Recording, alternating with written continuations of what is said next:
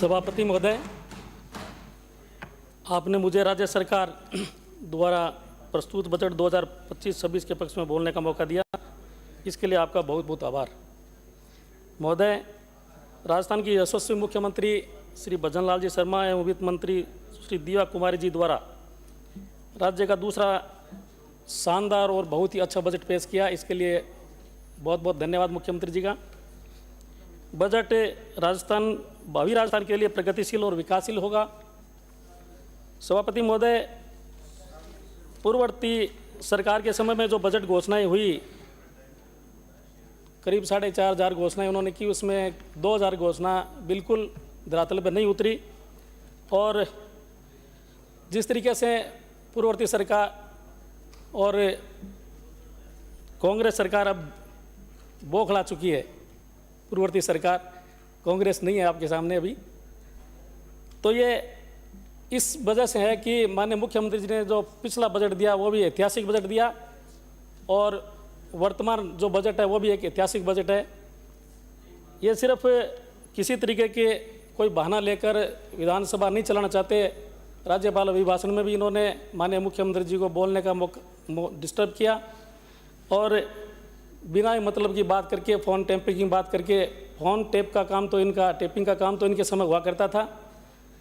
अभी दीदी दादी शब्द जो इन्होंने जिस तरीके से उस पर बवाल मचाया, हमारे मुख्यमंत्री भी ऐसे रहे हैं जिनको मामा शब्द से पुकारते थे, हमारे प्रधानमंत्री भी देश में ऐसे रहे हैं जिनको चाचा शब्द से पुकारते थे।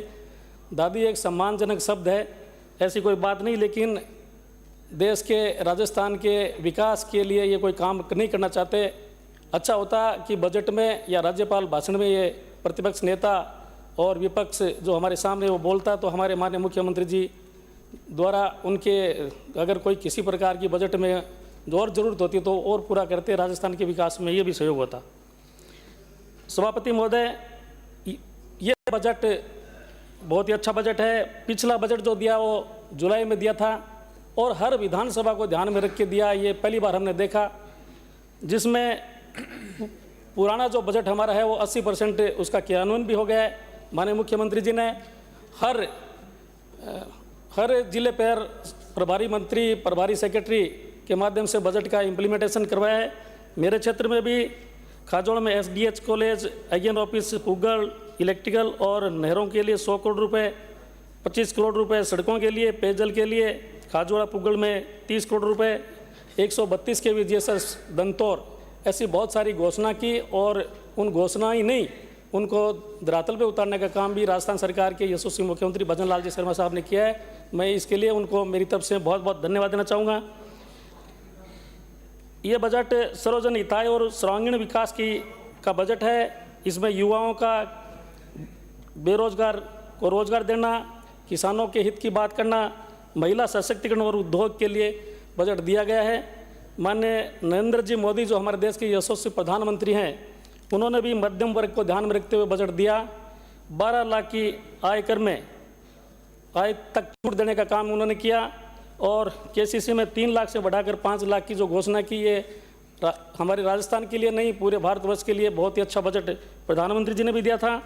और हमारे माननीय मुख्यमंत्री भजन लाल जी शर्मा साहब ने युवाओं का जो ख्याल रखा, बहुत ही अच्छा उन्होंने किया।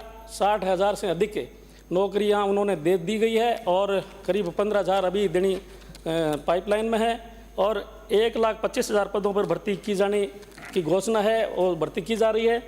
और पेपर लीक घटना को रोका, युवाओं को भरोसा, इससे युवाओं को भरोसा जगा है सरकार पर। और राजस्थान रोजगार नीति 2025 लाने की भी जो घोषणा की है बजट में, बहुत ही अच्छी बात है। निजी क्षेत्र में रोजगार मेलों का आयोजन कर 1,50,000 युवाओं को रोजगार उपलब्ध कराया जाएगा, ये माननीय मुख्यमंत्री जी ने बजट में घोषणा की है।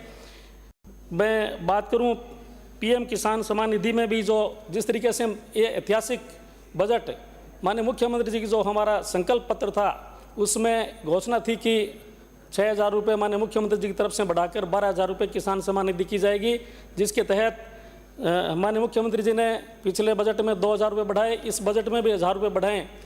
मैं समझता हूं कि किसानों के लिए ये बहुत बड़ी सौगात है। आने वाले समय में इसको 12,000 रुपये भी किया जाएगा। ये पहले राजस्थान के मुख्यमंत्री हैं जिन्होंने पूरे भारतवर्ष में ऐसा एक उदाहरण पेश किया है कि किसान सम्मान निधि को इन्होंने डबल करने की बात की है। गेहूं की एमएसपी और प्रति क्विंटल बोनस की बात हम करें तो 150 रुपये बढ़ाने की बात की है इन्होंने बजट में। गोपालक परिवारों को ब्याज मुफ्त ऋण 150 करोड़ रुपये दिया जाएगा। गौशाला एवं नंदीशालाओं हेतु प्रति पशु देय अनुदान को आगामी वर्ष 15% से बढ़ाकर 50 रुपये प्रति दिन किए जाने की घोषणा की गई है। बहुत ही अच्छी बात है। मैं सिंचाई की बात करूं, रामजल सेतु लिंक परियोजना संशोधित PKCL ERCP की जो सौगात दी है बहुत बड़ी सौगात है। 17 जिले इनसे लाभान्वित होंगे। सिंचित पानी भी मिलेगा, पेयजल भी मिलेगा। और जिस तरीके से 9,416 करोड़ के कार्य प्रगति पर हैं, 12,064 करोड़ रुपए के कार्य निविदाएँ जारी की जा चुकी है और 12,807 करोड़ की स्वीकृतियाँ जारी की जा चुकी है। मैं समझता हूँ माननीय मुख्यमंत्री जी ने बहुत ही ऐतिहासिक काम किया है और प्रधानमंत्री जी ने जिस तरीके से यहाँ आकर सौगात दी है राजस्थान के लिए बहुत ही उज्जवल भविष्य की बात होगी।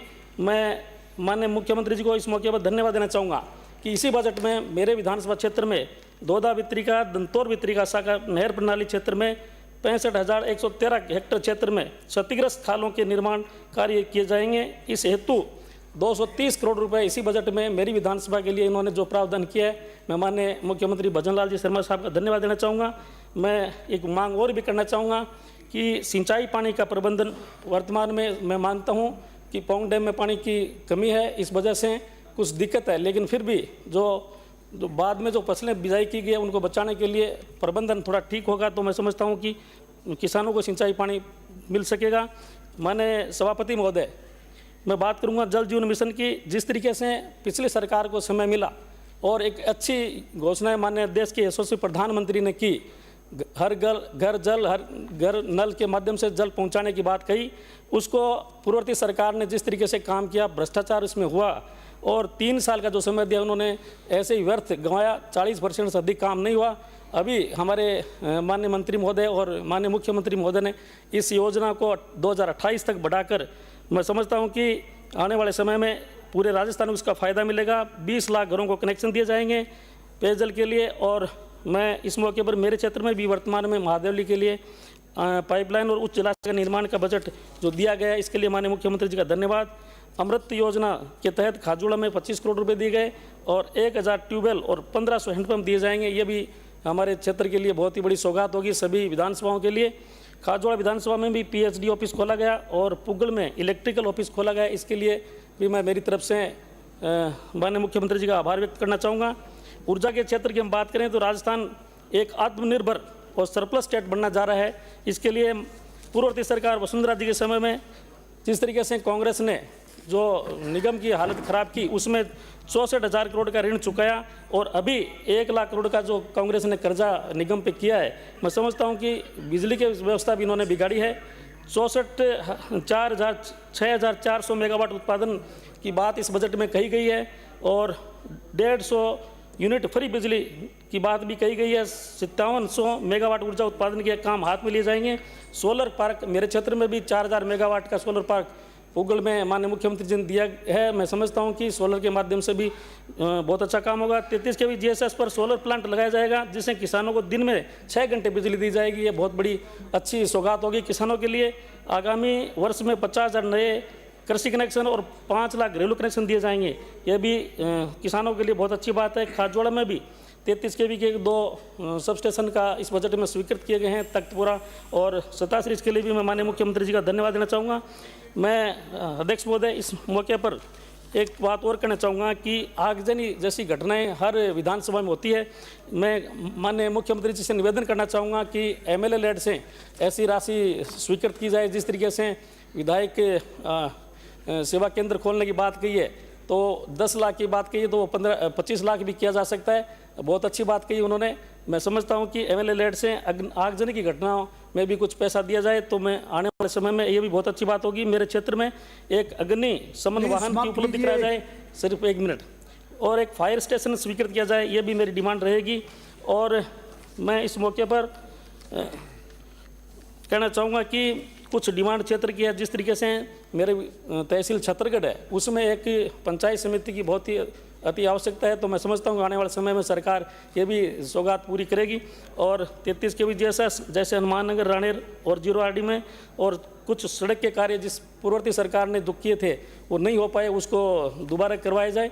और पेयजल में नाड़ भानीपुरा श्री चतुर्थ कालूराम जी, स्कीम दी गई है। सिंचाई पुगुल छत्तीसगढ़ 31 नहरों का भी सुदृढ़ीकरण किया जाए। सभापति महोदय, आपने माननीय बोलने का सभापति मौका दिया, महोदय, इसके लिए बहुत बहुत धन्यवाद।